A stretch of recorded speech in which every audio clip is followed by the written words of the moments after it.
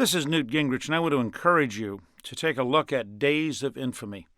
Days of Infamy picks up in our World War II series, our Pacific War series, in looking at what might have happened if the Japanese had attacked Pearl Harbor with Admiral Yamamoto in command, and if they had taken real risks and launched a third attack on December the 7th, 1941.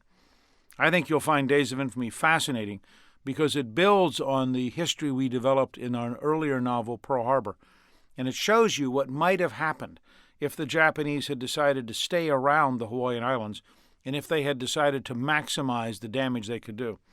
It also creates the fascinating question, what would have happened in December 1941 if Admiral Bill Halsey, who had the USS Enterprise and was coming back from Wake Island, had engaged Admiral Yamamoto? Remember that in this period, the Japanese had 6 aircraft carriers.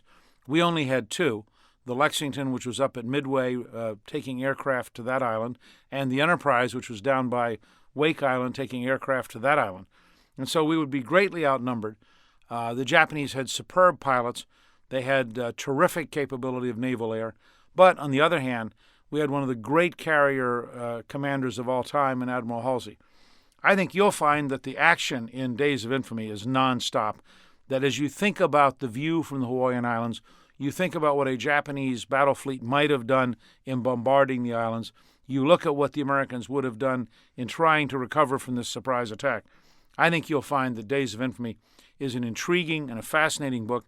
It builds on our earlier novel, Pearl Harbor, but it is also, in and of itself, a great battle book that introduces you to naval warfare with new energy, new intensity, and leads you to ask new questions. So I hope you'll take a serious look at Days of Infamy, and I hope, on behalf of Bill Forstchen and myself, that you will enjoy that book.